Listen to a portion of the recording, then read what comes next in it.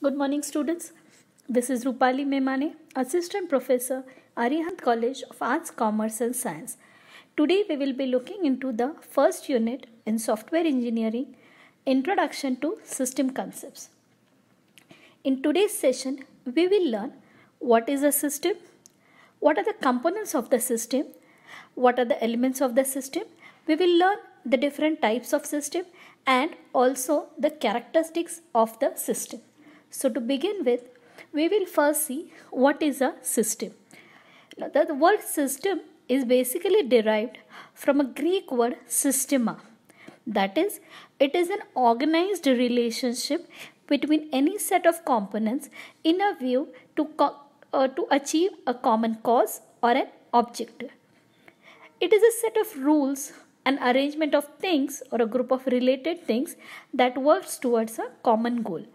So we are going to have an orderly grouping of interdependent components which are linked together according to a plan to achieve a specific goal.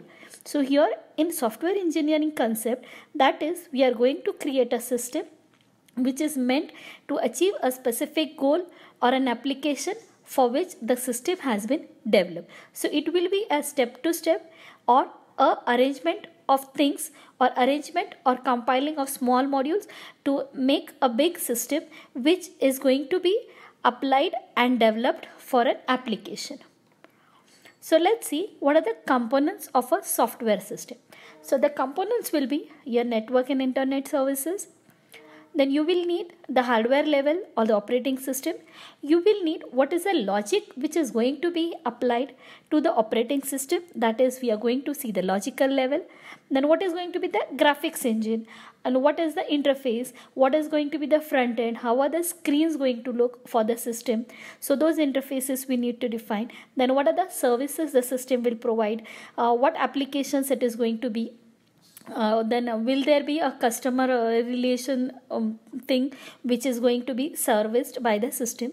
Then we will see some command shell, what command shell operations or what command shell commands have to be given, and the system utility. So this will become the components of the software system which is going to be developed.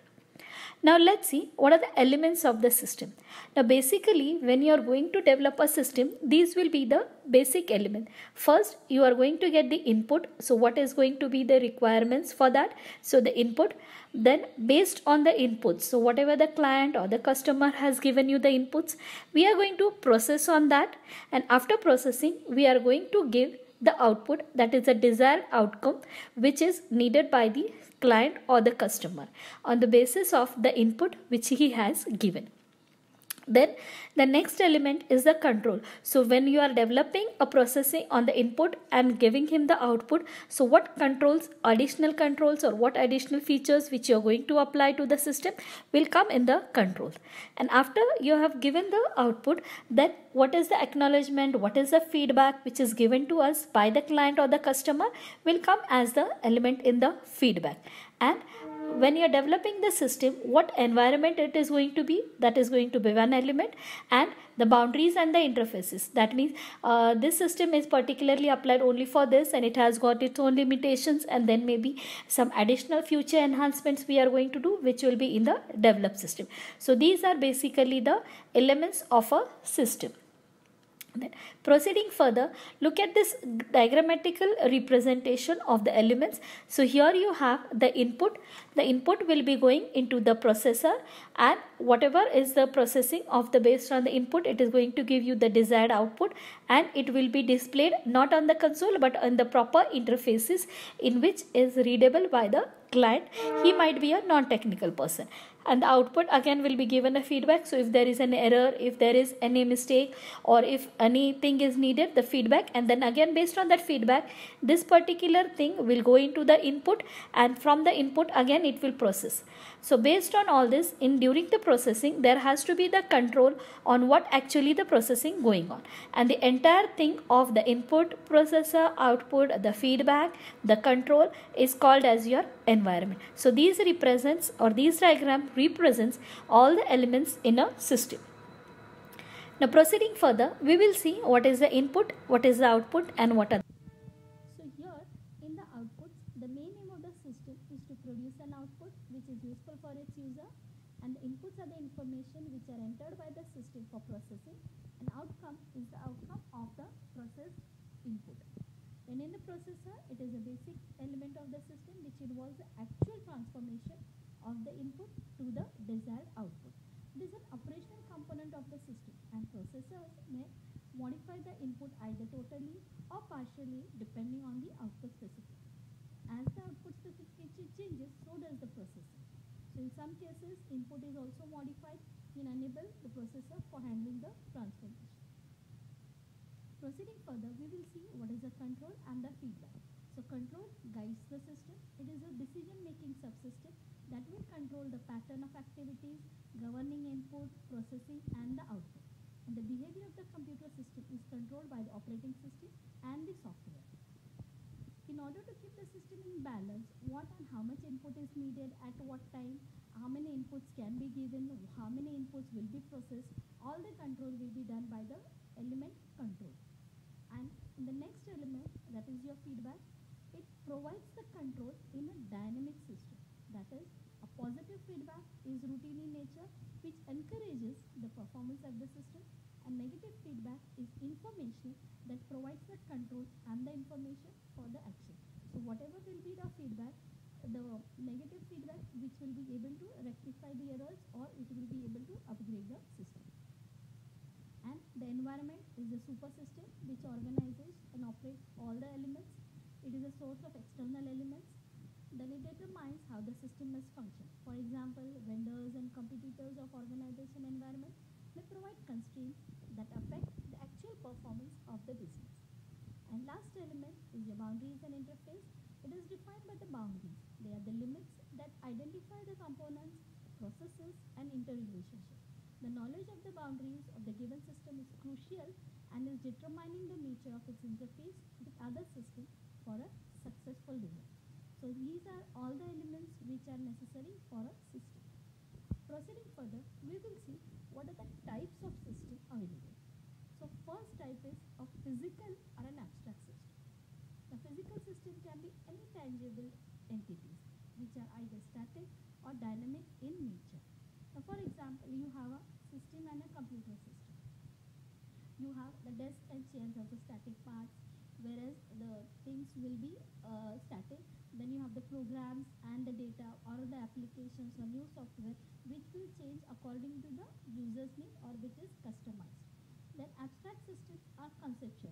They are not actually physically there, but they are in the form of your representation of graphics, some formulas, or a MCD, that is a model, or a controller, all of these. So it is a model or a representation of a real system.